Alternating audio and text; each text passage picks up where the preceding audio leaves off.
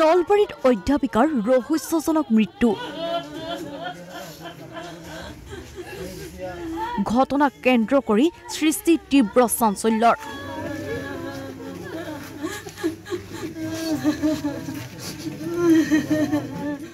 প্ৰেমিকৰ বিৰুদ্ধে হত্যাৰ অভিযোগ পৰিয়ালৰ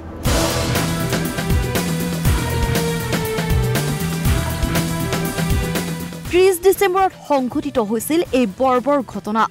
এটা সন্তানৰ পিতৃ অচিনী ডেকা নামৰ এজন লোকৰ সৈতে প্ৰেমৰ সম্পৰ্ক আছিল অধ্যাপিকা পমি তালুকদাৰৰ নলবাৰীৰ কুমাৰ ভাস্কৰ বৰ্মাৰ সংস্কৃত আৰু পুৰাতন বিশ্ববিদ্যালয়ৰ সংস্কৃত বিভাগৰ সহযোগী অধ্যাপিকা আছিল পমি তালুকদাৰ বিবাহৰ প্ৰলোভনেৰে অভিযুক্ত অচিনী ডেকাই অধ্যাপিকা পমিৰ পৰা হৰকাইছিল ধন আৰু বিলাসী বাহন এই অভিযোগ উত্থাপন কৰিছে পৰিয়ালৰ লোকে 30 ডিসেম্বৰত জপাৰকুছিৰ নিজা গৃহত ৰহস্যজনকভাৱে অগ্নিদগ্ধ অৱস্থাত উদ্ধাৰ হৈছিল পমি তালুকদাৰ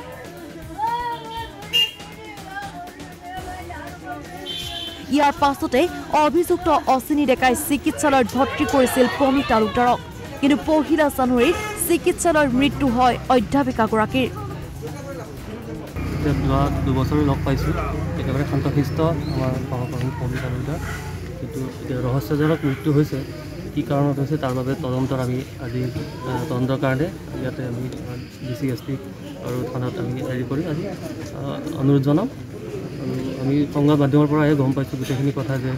এটা ৰহস্যজনক ধৰণে মৃত্যু হৈছে বুলি গতিকে আমি সকলোৱে মৰ্মাহত আমি গোটেই বিশ্ববিদ্যালয়ৰ পৰিয়ালে এই কথাটোক লৈ আশ্চৰ্য আৰু মৰ্মাহত হৈছোঁ আৰু ইয়াৰ বাবে আমি আজি অত্যন্ত দুখিত আৰু আমি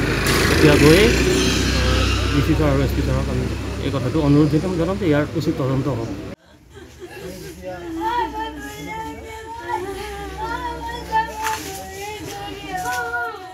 পমি তালুকদাৰৰ মৃতদেহ স্বগৃহলৈ লৈ অনাৰ পাছতে কান্দোনৰ ৰোল মাতৃৰ হিয়া ভগা কান্দোন সম্প্ৰতি ৰঙাগড়ৰ আলহী অভিযুক্ত অচিনী ডেকা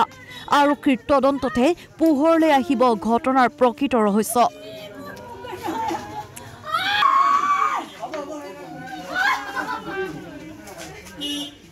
নলবাৰীৰ পৰা পংকজ কলিতাৰ ৰিপৰ্ট ঈশান নিউজ